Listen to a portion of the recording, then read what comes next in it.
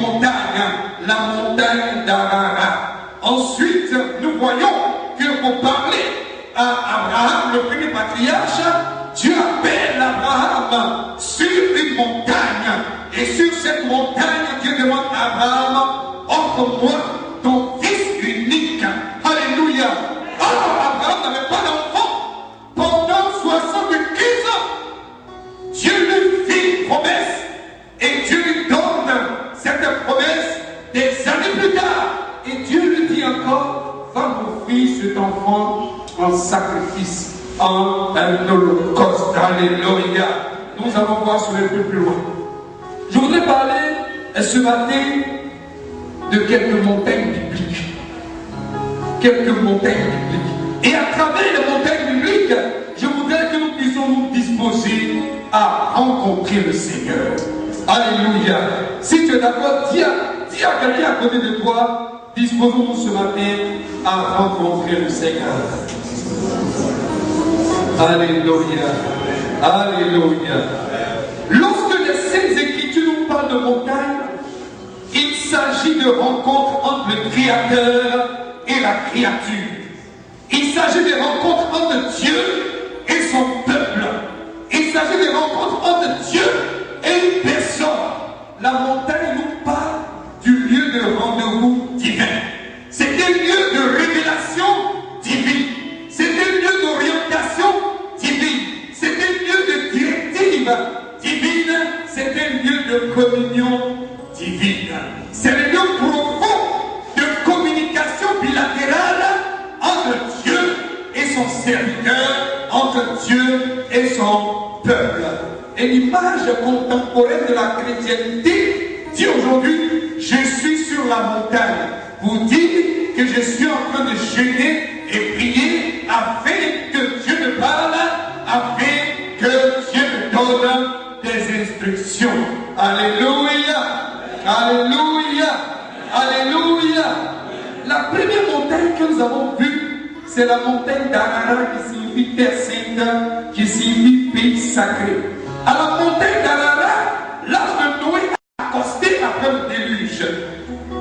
Et cette montagne d'Ararat nous parle de l'alliance de paix que Dieu établit avec ses créatures. Lorsque Dieu a demandé à Noé de sortir avec toute sa famille, la Bible dit que Dieu a mis l'arc au ciel dans la nuée, dans la nuit. Et Dieu dit à Noé que j'établis aujourd'hui une alliance de paix avec l'humanité, avec vous. Alléluia. Alléluia.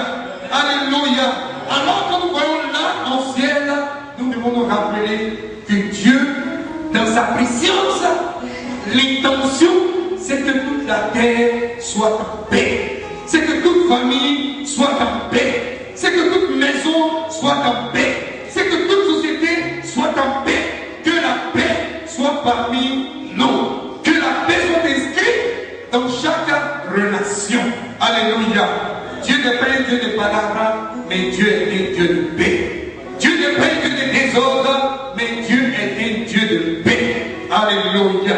Alléluia.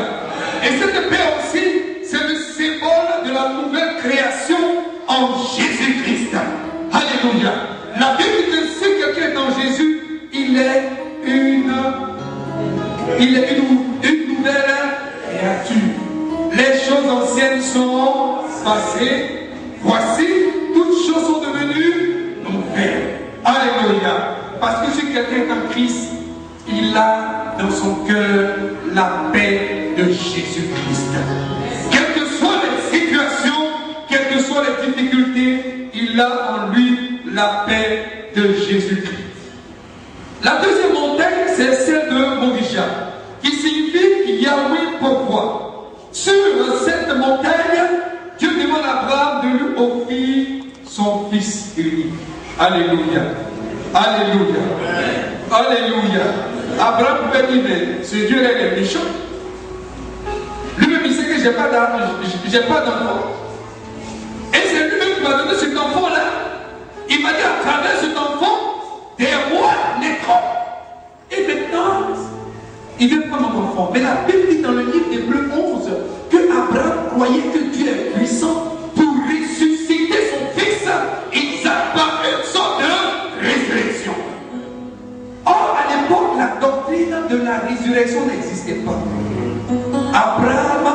a déclaré dans son cœur que Dieu est capable de ressusciter son Fils. C'est pourquoi il a décidé d'obéir à la parole du Seigneur. Et la Bible dit au moment où Abraham devait porter la main sur son fils, Dieu dit à Abraham, ne porte pas le couteau sur ton fils. Je sais maintenant que tu aimes Dieu et que tu obéis à Dieu. Ce n'est pas parce que Dieu ne savait pas, mais Dieu voulait qu'Abraham lui-même sache quelle était la condition de son cœur. Alléluia. Alléluia. Et Dieu va changer cette situation. Dieu va donner un bélier en un sacrifice. Amen. Cette scène qui s'est déroulée était en fait une annonce prophétique que Dieu lui-même allait donner son Fils Jésus-Christ pour le salut de l'humanité. Alléluia. C'est pourquoi la Bible appelle Abraham le père de la foi. Abraham a manifesté la foi. Et Dieu désire que nous puissions manifester la foi. Dis Amen. Je voudrais parler de deux dernières montagnes. Et c'est là que je vais insister un peu. Alors, ces deux dernières montagnes dont je vais parler se trouvent dans le Nouveau Testament. Il y a la montagne de transfiguration. Dans Matthieu 17, versets 1 à 6. Jésus va choisir 3 de ses disciples et ils vont monter sur une montagne. Et arrivé sur la montagne, Jésus va transfigurer. Il va changer de nature. Sa peau, son corps sera tout blanc, on peut dire, illuminé. Et quelque chose se passe. Il y a un environnement dans lequel Jésus se trouve. Moïse et Élie sont présents avec Jésus. Et les 3 disciples assistent à la scène. Et ils sont étonnés. La montagne de transfiguration nous parle de quelque chose. Transfigurer même vient de 2 mots. Trans qui signifie aller au-delà. Et figure qui signifie aller au-delà de notre forme, de notre statut, de notre condition. La montagne de transfiguration nous parle de quelque chose de spécial, que nous devons quitter l'ordinaire pour rentrer dans la dimension de l'extraordinaire. Dis Amen. Que nous devons quitter le naturel pour marcher dans le surnaturel. Dis Amen. Peu importe où nous sommes arrivés, alléluia, en Dieu il n'y a pas de limitation. Les limitations marquent un blocage dans notre vie. Mais si ta foi est fondée, est basée en Dieu, ce grand Dieu qui vit dans une dimension surnaturelle, alléluia, nous allons aller au-delà du naturel. C'est pourquoi tu dois transfigurer dans tes projets. Tu dois transfigurer dans ton travail. Tu dois transfigurer dans tes activités. Tu dois transfigurer dans ton ministère. Tu dois transfigurer dans tout ce que tu entreprendras. Dans tout ce que tu entreprendras. C'est-à-dire que tu dois aller au-delà des limites. Parce que Dieu ne te veut pas dans la limitation. Dieu te veut au-delà des limites. Alléluia. Parce qu'au-delà des limites, il y a des choses meilleures, il y a des choses excellentes. Et c'est ce que Dieu a réservé pour ses enfants. Il dit, je connais le projet que j'ai formé pour vous, Israël. Projet de paix et non de malheur, afin de vous donner un avenir et de l'espérance. Cette déclaration sur la nation d'Israël, cette déclaration-là, nous pouvons nous l'approprier en Jésus-Christ. Amen. Amen. Amen. Amen. La vie en Christ, la chrétienté, c'est la capacité que Dieu donne aux croyants de sonder les mystères. Alléluia. De sonder les mystères et de les manifester. Amen. Le christianisme, ça regroupe les mystères du royaume de Dieu.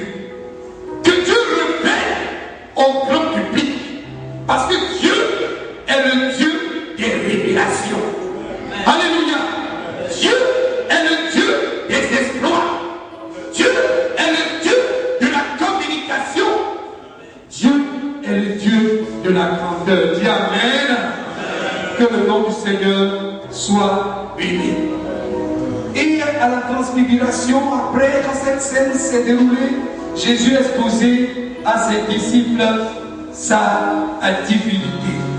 Parce que ses vêtements étaient devenus blancs comme l'éclat, son visage avait commencé à rayonner, ils étaient étonnés. Les trois disciples étaient stupéfaits. Parce qu'ils n'avaient jamais vu Jésus de cette façon. Ils étaient étonnés. Ils ne croyaient même pas que vraiment c'était le Christ. Hein? C'est après ces événements. Alléluia. Alors ils vont poser une question au Seigneur. Ils disent, mais Seigneur, pourquoi donc les Scribes disent qu'Élie doit venir premièrement? Parce que il est écrit dans la loi qu'avant que le Messie ne vienne, Élie viendra pour rétablir toutes choses.